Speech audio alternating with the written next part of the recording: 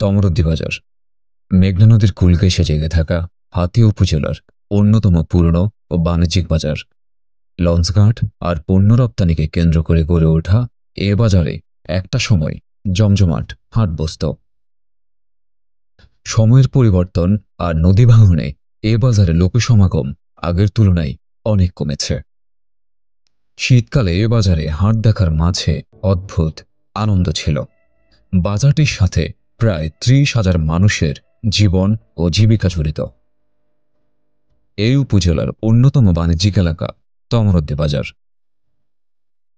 প্রায় ৭.৫ লক্ষ জনপদের রাজধানীতে যাতায়াতের প্রধানতম ঘাট এখানে অবস্থিত।